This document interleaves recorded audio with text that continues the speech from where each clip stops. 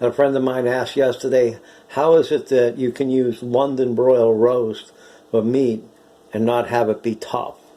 Okay, so what we do is I took it home, I sliced it up on the meat slicer, maybe the thickness of what you would use for beef teriyaki or steak teriyaki, and then we form it into these balls and freeze it, and then let it defrost.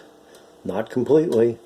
That's the trick. You don't want it to defrost to the point where it falls away, but you don't want to be cutting through it like it's rock.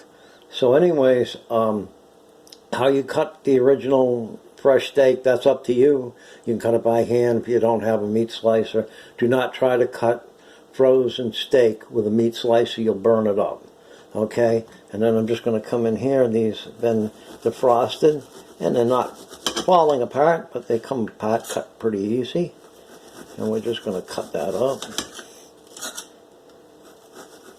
Okay. When I get these all cut up, I'm going to put a little bit of broiled steak seasoning on it, put it back in the refrigerator until we're ready to make the Philly cheesesteak. And like I said, I just use some onions and peppers, get them sizzle in the frying pan, add this in, chop, chop, flip, flip until it's not showing red anymore, and then add the cheese. But you can do it any way you want. You're a cook. You know how to do it. You know how to do the other parts of this. The only part that's important to know is if you're going to use a cheap cut of steak, you want a double cut. And this is how we double cut it. We cut it once, fresh, frozen, and then part frozen, we cut it again. Okay, thank you.